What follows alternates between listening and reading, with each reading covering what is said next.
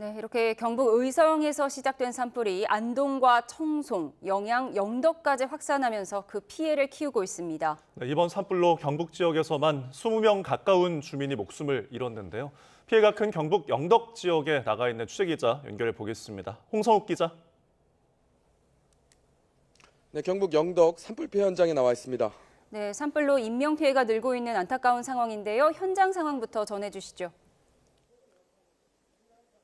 네, 밤사이 불은 순식간에 도심을 집어삼켰습니다. 바람을 타고 산 아래로 내려와 민가에 막대한 피해를 남겼는데요. 산불로 전기가 끊겼고 통신이 마비되기도 했습니다. 영덕 지역은 큰 불길이 다소 좀 잡히면서 화마에 휩싸였던 처참한 도심의 모습이 속속 드러나고 있습니다. 화재 피해 현장을 좀 자세히 보여드리겠습니다. 제가 나와 있는 곳이 자동차 정비 공장인데요.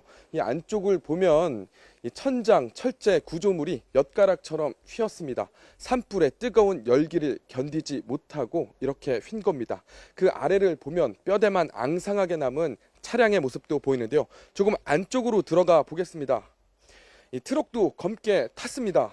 뼈대만 마찬가지로 뼈대만 앙상하게 남았습니다. 차량 안을 좀 자세하게 보여드리겠습니다. 차량 내부가 모두 녹아내렸습니다. 형체를 알아볼 수 없는 모습인데요. 곳곳에서 희뿌연 연기가 아직도 피어오르고 있습니다. 산불의 열기가 얼마나 거센지 지금 모습만 보셔도 짐작하실 수 있을 정도입니다. 차량과 집이 불에 탔고 주민들이 대피했습니다. 경북 지역에서만 이재민 2만여 명이 발생했습니다. 밤사이 진화 인력이 철수하면서 일부 피해 주민들은 집이 불에 타는 걸 지켜볼 수밖에 없는 상황도 발생하기도 했습니다. 다행히 새벽부터 바람이 잦아들었고 강풍경보도 해제됐습니다. 산림과 소방당국은 본격적인 진화 작업을 벌이고 있습니다.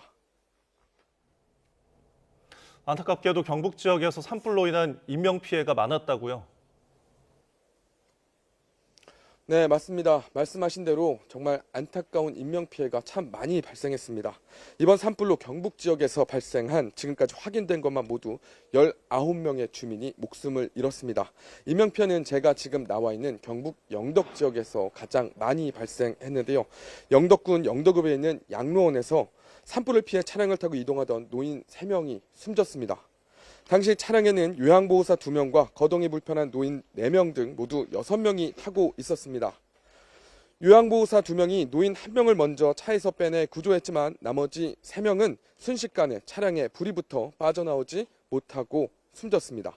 또 불에 탄 시신 2구가 발견됐고 매몰 사망자도 1명이 추가로 확인됐습니다. 경북 영양군 석보면에서는 어젯밤 11시쯤 불에 훼손된 시신 4구가 발견되는 등 영양 지역에서만 모두 6명이 숨졌습니다. 경북 안동에서는 산불로 어제와 오늘까지 모두 60대 여성과 80대 노인 등 모두 3명의 주민이 숨졌습니다. 경북 지역 산불로 인한 사망자는 영덕 7명, 영양 6명, 청송과 안동에서 각각 3명 등 모두 19명으로 이들 모두 화마를 피하지 못하고 끝내 숨졌습니다. 이 산불의 기세가 여전히 무섭습니다.